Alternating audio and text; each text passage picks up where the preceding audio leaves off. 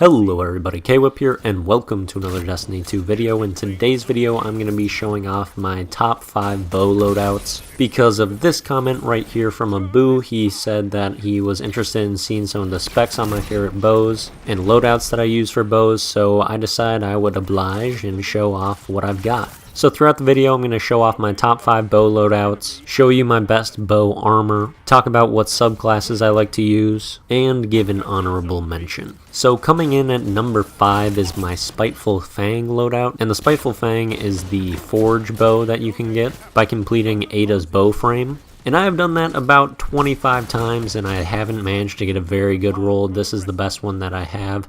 It's got rampage and snapshot sights, straight fletching, which improves the accuracy, and then polymer string, which gives you a faster draw time, which is really nice. And then I've got a stability masterwork, which is really pointless for a bow. Finally, I put an Icarus grip mod on this weapon so I can be more accurate midair, and that's super nice with this bow. It's extremely accurate in the middle of the air, and that adds a very interesting dynamic to this bow that I capitalize on a lot. Now, the nice thing about the Spiteful Fang is that it is a kinetic bow, which there aren't a ton of in the game. And what's nice about this is the weapons that you can pair with it. For example, you can use a fusion rifle, which you can't really do with energy bows. So if you feel like using a Wizen Rebuke or a rental with your bow, then Spiteful Fang is a really nice option. Ideally with Spiteful Fang, you want to get a roll that has Archer's Tempo, and then that will make the bow a whole lot better. And being in the lightweight frame archetype for bows, it makes it so it can potentially be one of the best bows in the game if you do get Archer's Tempo. So with the right roll, Spiteful Fang can be incredible. And then you can have some nice pairings with it, like using a fusion rifle, the Recluse, or a good bone structure.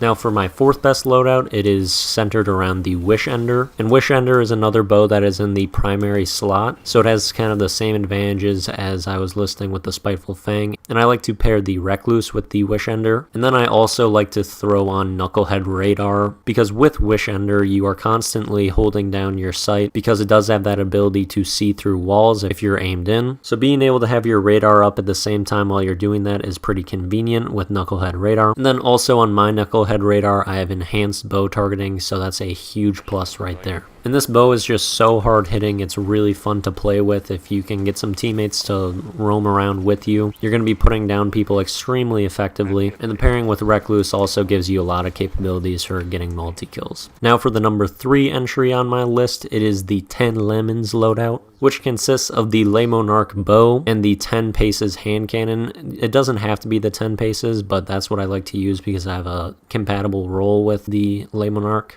And also with this loadout, I like to use Oathkeepers because that makes it so you're going to get your extra poison damage just about every time with Le Monarque, and you can hold that charge shot indefinitely. So that's pretty convenient. And on my Oathkeepers, I have Light Arms Loader, which does make both hand cannons and bows reload faster. So that's convenient because I'm using a hand cannon and a bow when I do this loadout. And essentially the strategy with this loadout is to use the Le Monarque at the beginning of the fight to hit a charge headshot, which will do over 150 damage with the burn. Then you can just switch over to your hand cannon and one-shot them. And ideally you want to have quick draw on that hand cannon, so you switch to it fast, or just pick a hand cannon that has good handling for this. And if you don't want to run Hunter, another good way to do this loadout is by running Warlock and using the Ophidian aspects, which makes it so you switch between weapons faster. And also you'll reload your weapons faster, so that helps with the bow's time to kill. So if you want to go Warlock, that's a good option. But personally, with this loadout, I would go with Gunslinger and maybe the bottom tree, because it has a throw knife that does like 100 damage on a body and like 130 on a headshot. So with that, you can hit one body shot of a Le Monarque followed up by a throw knife, and that's going to be a kill, so that potential is pretty nice. And with bows in the Le Monarque archetype, I do like using that Gunslinger node because the throw knife pairs well with that type of bow. And since I forgot to mention this, my 10 paces does have a roll with quick draw and rampage followed up with a backup mag mod, so I don't really have to worry about running out of ammo with this weapon very much. And then it also has a range masterwork, so a pretty good roll on the 10 paces to pair with the Le Monarque. Now for the number 2 entry on my list, it is centered around the Val Combat Bow, which was available during Crimson Doubles, I believe. And this thing has a crazy roll on it. It has Archer's Tempo, best perk in the game for bows, followed up by Rapid Hit, which is also great because headshots are going to make your reload speed faster, which is going to reduce your time to kill even more, just like it does with Archer's Tempo. And then it has a draw time masterwork, so it has a 600 draw time, which I believe is the lowest it can go. Then I put a targeting adjuster on mine because the accuracy is kind of low on this bow. It's probably its weakest point, but targeting adjuster makes it feel pretty nice, and if you have that on plus like a helmet that increases the bow target acquisition, then accuracy will not remain an issue. And for what I like to pair with this, I usually go with a Dustrock Blues for my primary, just because having that strong close range weapon is convenient, and when people are pushing you hard, it's nice to have the shotty out. And with this loadout, you can kind of use any subclass, but one to try would be the middle tree of Arc Strider because of Lightning Weave, which makes it so after you get a melee hit, you're going to reload faster, so that's going to help your bow's time to kill if you take advantage of Lightning Weave. And then the super and melee are also really good with that subclass, so that makes it a good pairing there as well. And if you've noticed, I've recommended like hunters for all of these loadouts, and I'll explain why at the end of the video,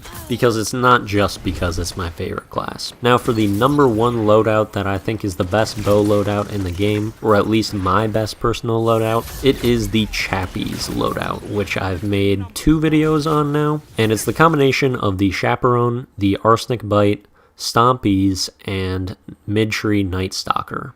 And if you're wondering what the role of my Arsenic Bite is, it's kind of the standard one that used to be kind of a set role, which is Rampage, Archer's Tempo, and then on mine I have a Reload Masterwork, which I fully redeemed because that helps out the time to kill, as I've said a couple times in this video. And then I threw an Icarus Grip mod on it, so I have that better midair accuracy, which like I said with the Spiteful Fang just kind of adds a dimension to your game. But what makes this work is that the Arsenic Bite is one of the best bows in the game with Archer's Tempo on it. Its time to kill is quite solid if you hit your first headshot, and so your primary game is pretty strong. Then you add on the Chaperone, which is an extremely strong shotgun, which has great synergy with Stompies because when you slide farther, it makes it easier to close gaps to hit those headshots with Chaperone. And when you do hit a headshot after sliding, you're going to proc Flawless Execution, which gives you 10 seconds of invisibility and seeing through walls. So that's a major advantage that you can capitalize on with the Chaperone or the bow. And then finally, remember we have Icarus Grip on the bow, so we're jumping a lot when we're using the bow, and Stompies helps with that because you're going to be in the air longer due to the improved jump of Stompies. And the role of my Stompies is Arrow Scavenger and Kinetic Dexterity, which is a pretty solid combination for this loadout. And then for my honorable mention, it is the Subtle Calamity, because this is a pretty strong bow as well. If you get an Archer's Tempo roll on it, it'll make it so the time to kill isn't too bad, and its accuracy is really nice, so it's not hard to hit shots. And this bow can be pretty powerful as well, especially if you have a roll like I do, which is Archer's Tempo, Quick Draw, a Reload Masterwork, and Radar Tuner, which I think just dropped on it. I don't think I put that on it. And pairing that with a primary shotgun is pretty powerful as well. Now I'll go through the armor that I use for my bows if I haven't mentioned them already.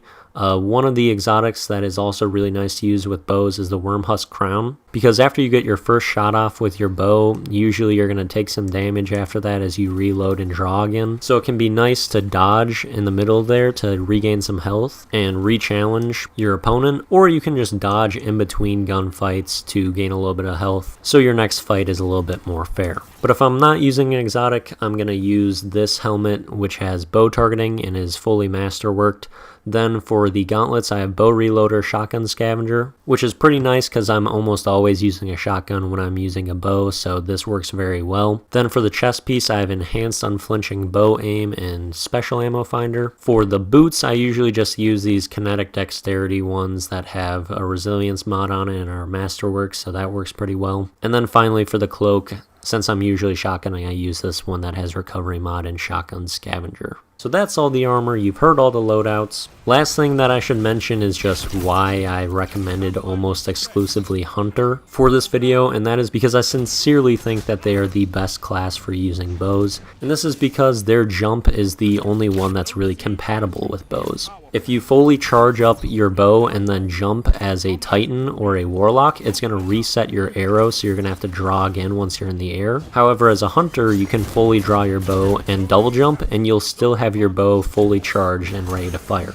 So this makes your aerial capabilities far better on Hunter than it's going to be with Warlock or Titan when using bows, and makes them the most powerful and versatile option. However, it should be mentioned that using Warlock isn't too bad for bows, especially if you go like Well of Radiance or Empowering Rift, then you can one-shot people if you have the right impact. And that can be pretty powerful as well. Or if you can find other sources of extra damage, then you can sometimes one-shot people with bows. So that can be a good strategy as well if you don't want to go Hunter, but I think Hunter is the best option for using bows. And also it just matches up right, like a Hunter uses a bow.